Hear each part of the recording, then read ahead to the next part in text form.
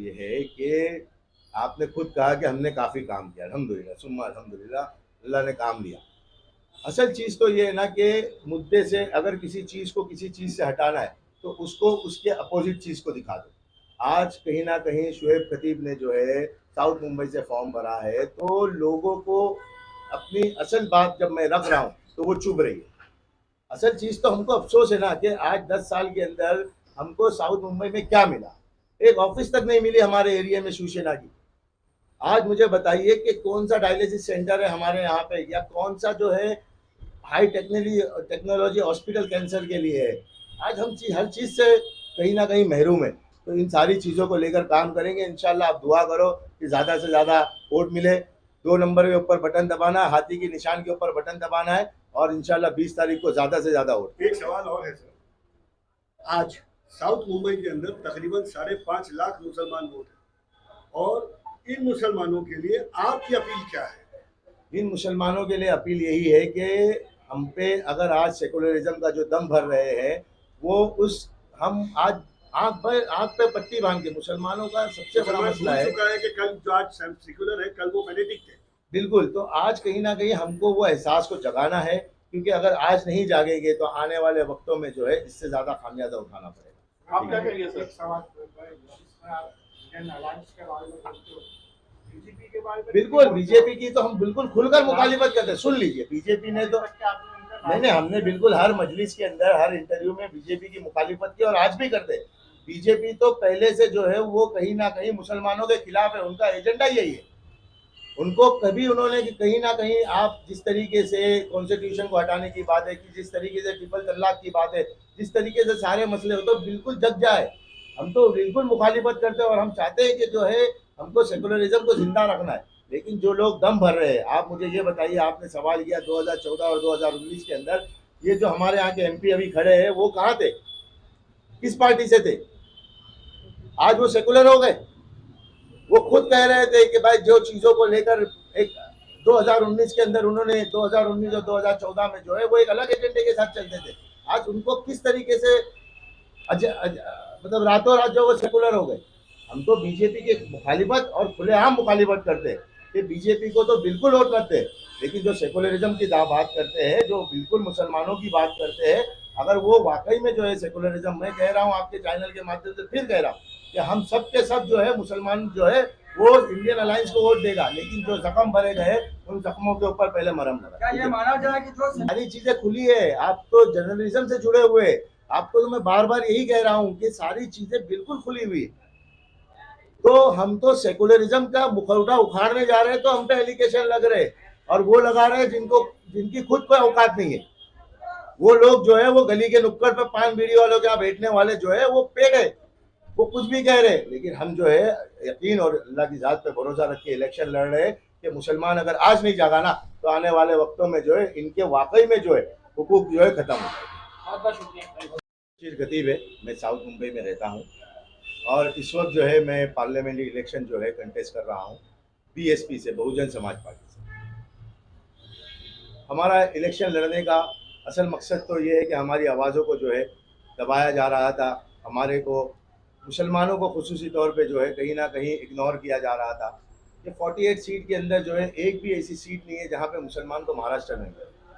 लेकिन उससे बड़ा जैसे जैसा इलेक्शन आगे बढ़ता गया, जैसी जैसी इलेक्शन की कैंपेनिंग होते गई, एक बहुत दर्द और एक बहुत गम और एक बहुत फिक्र के साथ में अफसोस होने लगा कि हमारी जो सबसे अजीम और जो चीज़ें, जो सबसे बड़ा जख्म था, वो 92 के अंदर जो बाबरी मस्जिद को शहीद किया गया।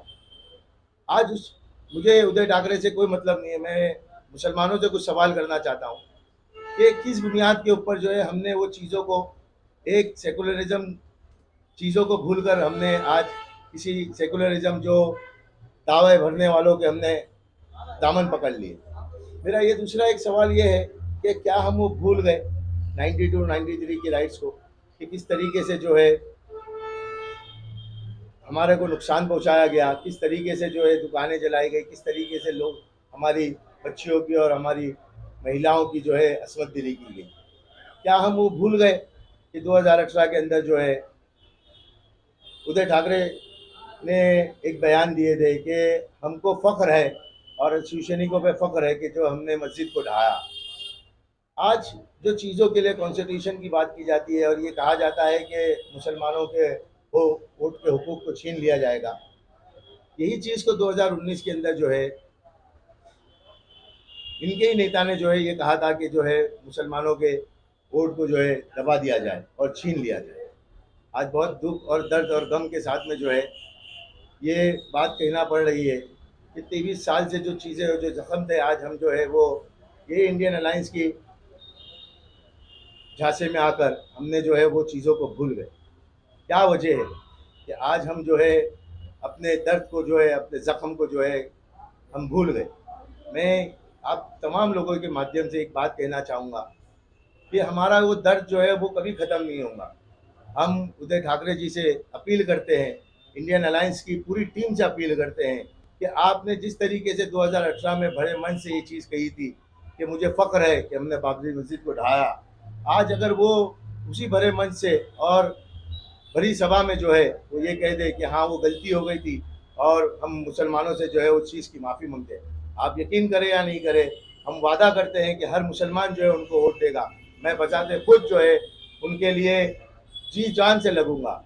हमारे उस जख्म को भरने के लिए हम उधर साहब से जो है बहुत बहुत आजिज़ाना तौर पर अपील करते हैं और मुसलमानों से भी कहेंगे कि इस चीज़ को जो है अगर वो ये कहते हैं तो हम बिल्कुल नहीं, तो फिर जो है आप अपने दर्द के साथ में एक सही फैसला ले और इस चीज़ को ना भूले जो 1400 साल के अंदर जो कहीं नहीं हुआ वो हिंदुस्तान में हुआ था।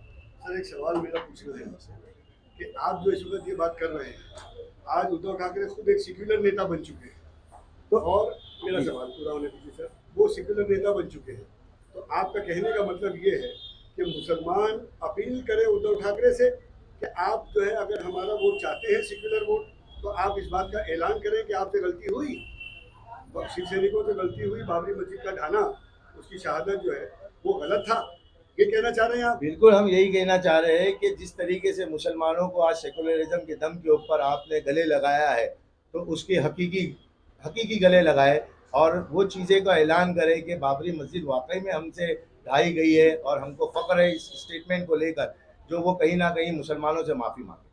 देखा जाए कि कांग्रेस जो है जिस तरह से मुसलमानों को जो ये लेकर चल रही है, कांग्रेस भी जो दावा कर रही है मुसलमानों का हमदर्द बन रही है, ये जो अभी वंचित बहुजन अघाड़ी के यहाँ पे जो है वो भी मुसलमानों का दावा कर रही है, बीएसपी भी कर रही है। कहाँ तक के जो है आप इसको मुसलमानों को आप यकीन दिलाएंगे कि जो है इस तरह से मुसलमानों के साथ नाइंसाफ होगी, या आप उनको यकीन दिलाएंगे अपना वोट हासिल करें? मुझे यकीन दिलाने की ज़रूरत नहीं है।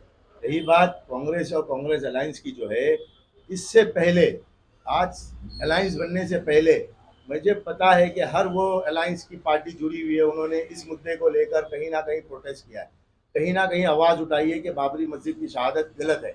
तो मैं खुद क्यों वो चीज़ को प्रूव करूँ? आज कहीं ना कहीं उनको अपने मुसलमानों के वोट चाहिए और चीज़ों को लेकर जहां उनके मुद्दे हैं वो चीज़ों को लेकर कहीं ना कहीं उन्होंने अलायंस बनाए, लेकिन उन्होंने अलायंस बनाने के वक्त ये चीज़ों को भूल गए, उस दर्द को भूल गए जो 22 साल हो गए, 23 साल के अंदर वो चीज़ों को भूल गए। तो मुसलमान तो जो है आज तक के सिर्फ इस्तेमाल ही हुआ है। अफसोस तो ये है कि आप मुझे बताइए कि इससे पहले 2014 से पहले उस किसकी सरकार थी जब बाबरी मस्जिद का ताला था? हमने इस्लाम जिम गाने में अभी परसों सभा थी, हमने वहाँ सुना कि उलमा इकराम ये कह रहे थे कि कांग्रेस ने जो है बाबरी मस्जिद का ताला खोलने के लिए चाबी दी। तो वो दर्द है, आज कभी भी किसी भी सभा में जो है वो निकाला जाता है, वो निकलता ही है। तो हम तो बिल्कुल उस दर्द के साथ में जो है जी रहे। आज हम आप लोगों के चैनल के माध्यम से ये कहते हैं कि पूरा मुसलमान जो है इंडियन अलायंस को सपोर्ट करेगा, वो इस चीज़ के ऊपर और उम्मत से माफ़ी मांगे। यार आज देश का सबसे